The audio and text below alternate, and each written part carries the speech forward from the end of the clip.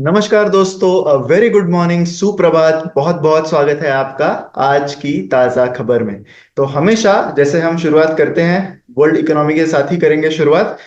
US markets की short में बात कर लेते हैं। ओवरऑल मार्केट्स अगर हम देखें, यूएस मार्केट्स तो कल फ्लैट रहे। लास्ट ट्रेडिंग सेशन था, एक स्ट्रांग मंथ रहा जो देखा नहीं गया है। सितंबर मंथ हमेशा जनरली वीक मंथ ही रहा है यूएस इकोनॉमी के लिए, यूएस मार्केट्स के लिए। तो वो एक ट्रेंड टूटता हुआ नजर आया। ओवरऑल S&P 500, नैस्डैक दोनों ही फ्लैट नोट पर ही स्टार्ट हुए थे। एंड ये 3 वीक्स ऑफ कंसेक्यूटिव गेन्स रहे हैं यूएस मार्केट्स के लिए। तो उसी वीक की ये शुरुआत रही है। मेनली इस मंथ में जो आया, सबसे मेन इवेंट जो आया था वो था फेडरल रिजर्व का रेट कट। तो इसी वजह से mainly positivity overall US markets में इस पूरे मंथ में रही। एंड मंडे यानी कल के जो भी मूवमेंट्स थे उससे ज्यादा फर्क नहीं पड़ा जो भी परफॉर्मेंस इस हफ्ते इस महीने में यूएस मार्केट्स के लिए रहा। मेन बात वर्ल्ड इकोनॉमी की जो हमें करनी होगी वो है about the Asian markets. In fact Asia के मार्केट्स में यानी मेनली चाइना के मार्केट्स में कल का दिन इतना हिस्टोरिक रहा कि आज का बिलीव इट और नॉट इनफैक्ट यही है कि चाइना का जो मेन इंडेक्स है, चाइना का जो मेनलैंड चाइना CSI 300 जिसे कहते हैं, जो शंघाई कॉम्पोजिट भी कहा जाता है, तो वो इंडेक्स रैली कर गया है बाय 8.48% यस्टरडे। ये इसलिए इतनी इंपॉर्टेंट न्यूज है बिकॉज सितंबर 2008 के बाद ये चाइनीज मार्केट्स के लिए बिगेस्ट सिंगल डे गेन रहा है। तो 16 साल में पहली बार इतना the best single day China के स्टॉक्स के लिए रहा है। मेनली इसका रीजन है रिसेंटली पिछले ही हफ्ते में जो स्टिमुलस दिया है चाइनीज इकोनॉमी को उनकी सेंट्रल बैंक ने, उस वजह से इन्वेस्टर ऑप्टिमिज्म काफी बढ़ गया है। ऑलरेडी हर जगह पर डिबेट्स शुरू होने लगे हैं कि चाइना का जो स्टॉक मार्केट है या फिर China overall as an economy वो कम बैक करेगी या नहीं। अब इसका जवाब हमें अभी पता नहीं है। मुझे पर्सनली लगता है कि it is too early to make such conclusions, क्योंकि बस 2-3 दिन ही हुए हैं जब से ये रैली बढ़ने लगी। तो अगर हम इस साल में भी देखें, ईयर टू डेट चाइना का जो मेन इंडेक्स है उसका परफॉर्मेंस काफी अच्छा रहा है।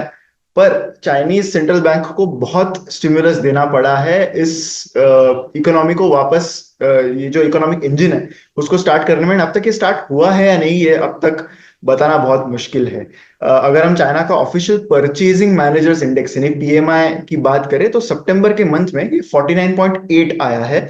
जो एक्सपेक्टेशन थी कि 49.5 होगा उससे बेटर रहा है, लेकिन this is still the 5th straight month of contraction, यानी 50 के नीचे रहने का ये 5th स्ट्रेट मंथ है उनके मैन्युफैक्चरिंग सेक्टर के लिए। वहीं एक और एशियन इकोनॉमी जापान की इकोनॉमी में एग्जैक्टली ऑपोजिट परफॉर्मेंस देखा गया कल। 5% से उनका जो मेन इंडेक्स है Nikki, that was down by 5%। Mainly उनका जो रियल एस्टेट सेक्टर है वहां पर लॉसेस काफी ज्यादा दिखाई दिए। ओवरऑल उनकी इकोनॉमी की अगर बात करें तो इलेक्शन रिलेटेड वोलेटिलिटी जो है वो भी थोड़ी सी ज्यादा रही है। हाल ही में उनके इलेक्शंस हुए, उसके रिजल्ट्स भी अनाउंस हुए, तो थोड़ी बहुत वोलेटिलिटी उस रीजन से भी ज्यादा दिखाई दी है। पर थोड़ा बहुत कैपिटल फ्लो अब चाइना में जाते हुए दिख रहा है पिछले एक हफ्ते से। अब ये सस्टेन होगा या नहीं होगा ये देखना बहुत इंपॉर्टेंट होगा। एंड आने वाले कुछ दिनों में हमें शायद इस पर थोड़ा और डिटेलिंग मिल सकता है। अब बात करते हैं इंडियन इकोनॉमी के बारे में, जहां पर सबसे पहली न्यूज है अबाउट सम की इंफ्रास्ट्रक्चर सेक्टर्स। तो इसमें एक थोड़ा सा वरिंग यानी थोड़ा सा चिंताजनक नंबर आया है कि इंडिया के जो की इंफ्रास्ट्रक्चर के सेक्टर्स है वहां पर ग्रोथ कॉन्ट्रैक्ट हो गई है, यानी कम हो गई है by 1.8% in the month of August, जो गवर्नमेंट का डेटा आया है उसके हिसाब से। तो ग्रोथ इन प्रोडक्शन इसमें की 8 इंफ्रास्ट्रक्चर के सेक्टर्स होते हैं, तो इनको अगर हम मिला के देखें तो 1.8% से डिक्रीज हुआ है इन दी मंथ ऑफ अगस्त। तो ये फर्स्ट नेगेटिव ग्रोथ का मंथ है इन 3.5 years। सो काफी समय बाद एक कॉन्ट्रैक्शन हमें यहाँ पर दिखाई दे रहा है। तो जो डिक्लाइन है उसका रीजन क्या है? ये जो यहाँ पर कम हो गया है ग्रोथ, उसका रीजन यही है कि आउटपुट जो है कोल का वो कम हुआ है इस महीने में। Crude oil, natural gas, refinery products, cement, electricity, ये सारी चीजों का आउटपुट का रिडक्शन देखा गया है, यानी आउटपुट कम आया है इन the month of August. In contrast जो ग्रोथ रेट था जुलाई के मंथ में वो 6.1% का था। कोर सेक्टर्स में ग्रोथ रेट 13.4% का दिखा इन अगस्त 2023। तो पिछले साल के सेम मंथ से अगर हम कंपेयर करें तो काफी बड़ा डिफरेंस दिख रहा है अब ग्रोथ के रेट्स में। जो 8 कोर सेक्टर्स है जिसमें coal, crude oil, natural gas, refinery products, fertilizer, steel, cement और इलेक्ट्रिसिटी आता है।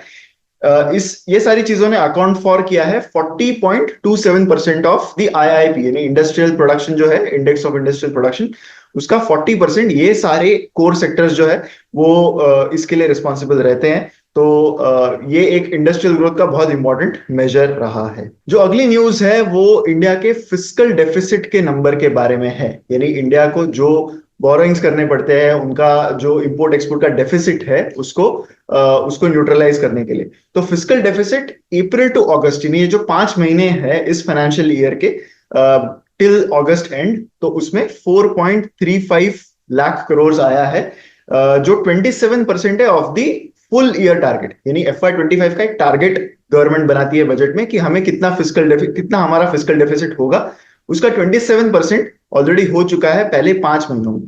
तो पहले 5 महीने यानी लगभग हम एक्सपेक्ट करते हैं कि 50% के आसपास चीजें होंगी, लेकिन हमें याद रखना है कि सेकेंड हाफ में हमेशा ज्यादा ये नंबर आता है, क्योंकि लास्ट 3 मंथ्स जो होते हैं किसी भी फाइनेंशियल ईयर के, तो वहां पर ये सारे नंबर्स जो है वो एक्चुअल इफेक्ट उस नंबर्स का तब हमें पता चलता है।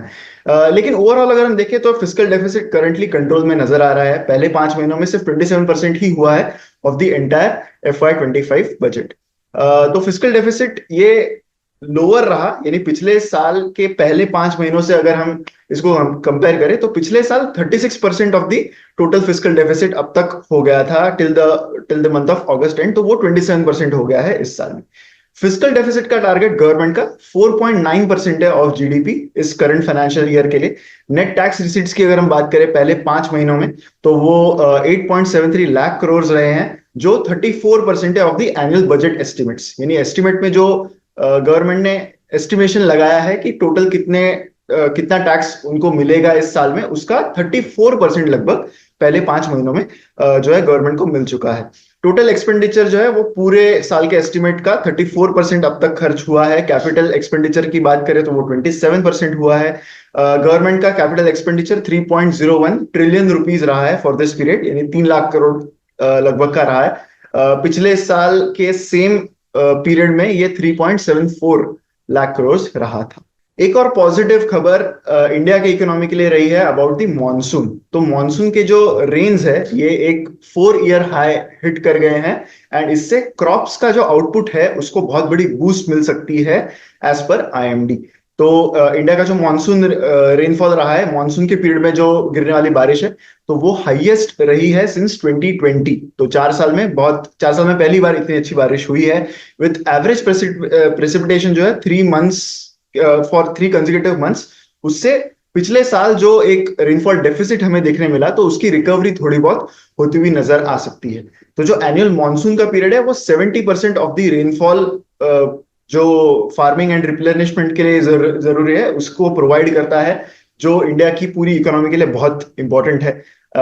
अगर हम जून से सितंबर के बीच में देखें तो जो एस्टिमेशन था रेनफॉल का, उसके मुकाबले 107.6% का रेनफॉल हुआ है। तो एस्टिमेशन से ज्यादा ही रेनफॉल यहाँ पर हुआ है। सितंबर महीने में खुद एक ही सितंबर महीने में 11.6% ज्यादा रेनफॉल दिखा है देन दी एवरेज जो इस महीने में हमेशा पूरे इंडिया में होता है।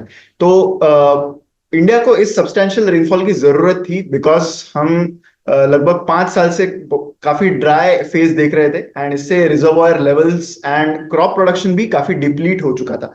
अगर आपको पता होगा तो राइस, शुगर, ऑनियंस, ऐसे सारे जो एसेंशियल कमोडिटीज है उस पर एक्सपोर्ट बैन गवर्नमेंट ने लगाया था। उसके पीछे का रीजन क्या था? उसके पीछे का रीजन यही था कि प्रोडक्शन कम होने की वजह से हमें इंडिया की जो डिमांड है उसी को सस्टेन करने में मुश्किल हो रही थी। इसी वजह से गवर्नमेंट चाहता था कि इंडिया जो है ये सारी इंपॉर्टेंट चीजें एक्सपोर्ट ना करे, उसकी बजाय वो डोमेस्टिक कंजम्पशन उन सारी चीजों का हो। तो रिसेंटली ही गवर्नमेंट ने नॉन बासमती व्हाइट राइस जो है उस पर एक्सपोर्ट का जो बैन था वो लिफ्ट कर दिया है। तो हो सकता है आने वाले टाइम में और भी जो बाकी एक्सपोर्ट बैन्स लगाए गए हैं गवर्नमेंट के द्वारा वो भी हटाया जाए, बिकॉज काफी अच्छा मॉनसून इस साल हुआ है। अब बढ़ते हैं हम स्टॉक वाइज अपडेट्स की ओर, या फिर कंपनी वाइज न्यूज की ओर। यहाँ पर सबसे पहले हम बात करेंगे इंश्योरेंस प्रीमियम्स के बारे में। तो इंश्योरेंस प्रीमियम्स आने वाले कुछ समय में बढ़ सकते हैं। उसका रीजन ये है कि जो रिवाइज्ड सरेंडर वैल्यू का जो रूल IRDAI लेके आई थी, तो वो अब आज से जो है इन इफेक्ट आने वाला है। तो इस वजह से अब इंश्योरेंस कंपनीज जो है वो एक बिजनेस चला रही है, जो प्रीमियम्स उनको मिलेंगे उससे उनको अपने जो भी क्लेम्स है उनको जो भी कस्टमर के क्लेम्स है उनको फुलफिल करना है। तो IRDAI ने रिसेंटली ये जो गाइडलाइंस है वो इंट्रोड्यूस की थी, जिसका मेन मोटिव यही था कि जो पॉलिसी होल्डर्स है जो इंश्योरेंस के साथ इन्वेस्टमेंट वाले प्लान्स लेते हैं उनको थोड़े बेटर रिटर्न्स मिल सके, जो अपनी लाइफ इंश्योरेंस पॉलिसी को अर्ली एग्जिट करना चाहते हैं, तभी आपकी सरेंडर वैल्यू किक इन होती है, राइट। तो सरेंडर वैल्यू जो है वो वही अमाउंट है जो इंश्योरर्स पॉलिसी होल्डर्स को देते हैं जो अपनी पॉलिसी मैच्योरिटी से पहले टर्मिनेट करते हैं। तो इन नए रूल्स के हिसाब से सरेंडर वैल्यू अब बढ़ेगी जो पॉलिसी होल्डर्स को मिलने वाली है। तो जाहिर सी बात है कि इस वजह से जो पैसा इंश्योरेंस कंपनीज पॉलिसी होल्डर्स को देती है वो बढ़ने वाली है, तो कहीं से उनको कंपनसेशन करना पड़ेगा एंड इसी वजह से प्रीमियम्स आने वाले समय में बढ़ सकते हैं।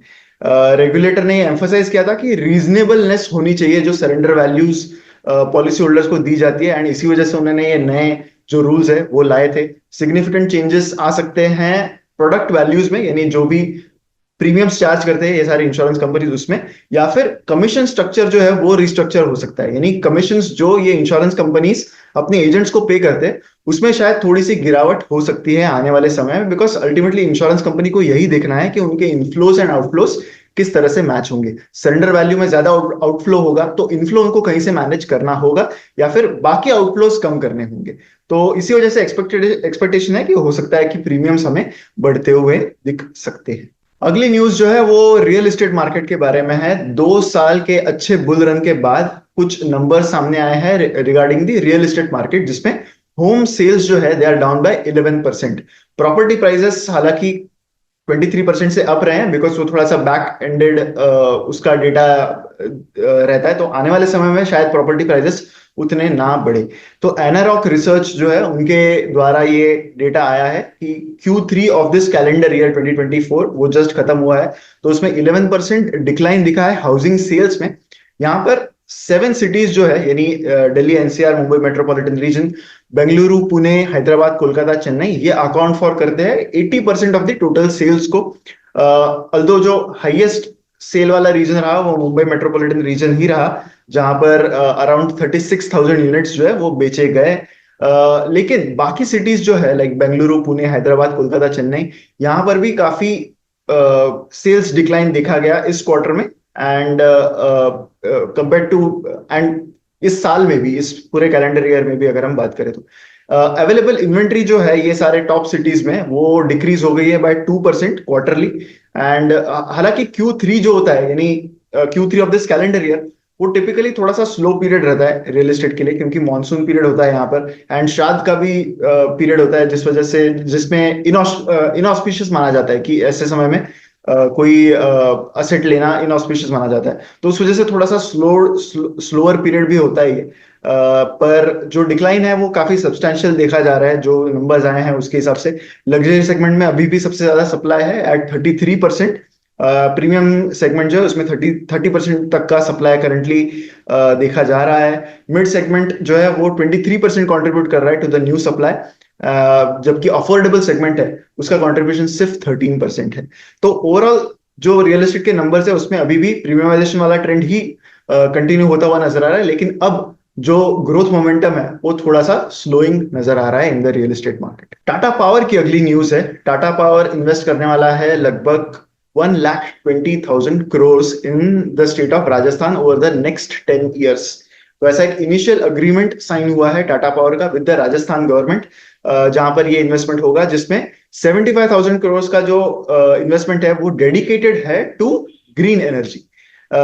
10 years का प्लान है to transform Rajasthan into power surplus state, जिससे 24/7 clean, affordable and reliable power supply आ सके।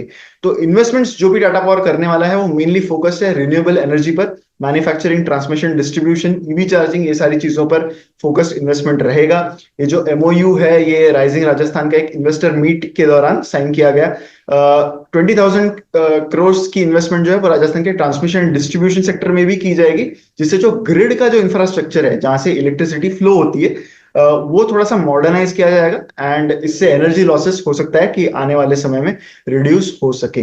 अगली न्यूज है रिगार्डिंग एनबीएफसीज इन इंडिया। तो एनबीएफसीज अब अल्टरनेटिव फंडिंग सोर्सेस की ओर देखने लगी है because of slower bank growth. तो एनबीएफसीज जो है, नॉन बैंकिंग फाइनेंस कंपनीज, ये जनरली अपना पैसा वेरियस सोर्सेस से उठाते हैं, यानी जो भी उनकी डिपॉजिट बुक है वो इधर बैंक्स से वो पैसा लेते हैं या फिर non convertible debentures, commercial papers, foreign currency borrowings, ये सारे इंस्ट्रूमेंट्स हैं जहां से एनबीएफसी जो है अपना पैसा रेज करती है।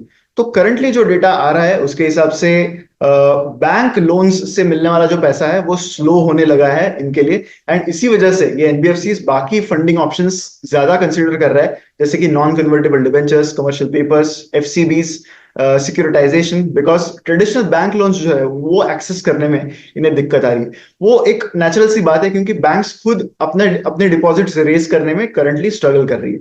तो अगर कोई बैंक डिपॉजिट बुक रेज करने में स्ट्रगल कर रही है तो जाहिर सी बात है कि वो लोन्स देने में भी थोड़ा सा स्ट्रगल करेगी, बिकॉज उनके पास पैसा खुद का ज्यादा होता नहीं है। जो भी पैसा है वो उनको रेज करना होता है अपने डिपॉजिट बुक से।